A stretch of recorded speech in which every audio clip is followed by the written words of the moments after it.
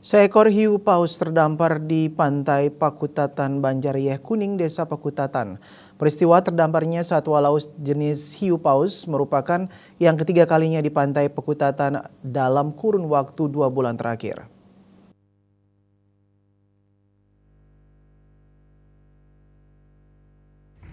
Bangkai hiu paus ini ditemukan warga sekitar pukul 6.15 WITA, kemudian ditindaklanjuti Polsek Pakutatan dengan terjun ke lokasi bersama BKSDA. Petugas melakukan pengamanan di sekitar lokasi dengan menunggu petugas terkait untuk melakukan nekropsi. Dari pengecekan awal, kondisi fisik tidak ditemukan luka luar. Untuk mengetahui lebih lanjut penyebab hiu paus mati, perlu dilakukan nekropsi seperti kejadian sebelumnya. Petugas BKSDA Bali Resort Jembrane, Ahmad Yanwar mengatakan kejadian terdamparnya satwa hiu paus di pesisir pantai Pakutatan ini merupakan yang ketiga kalinya dalam 2 bulan. Namun dari sisi ukuran tubuh, hiu paus yang ditemukan lebih kecil dari sebelumnya.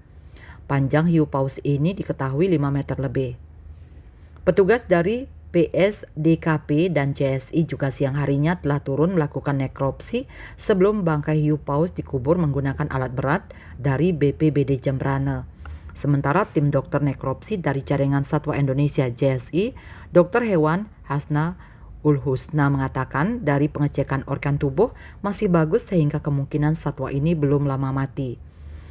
Dan dari pengecekan di bagian kepala ada beberapa luka yang kemungkinan terjerat jaring, lepas dan lemas hingga akhirnya terdampar di pantai Pakutatan.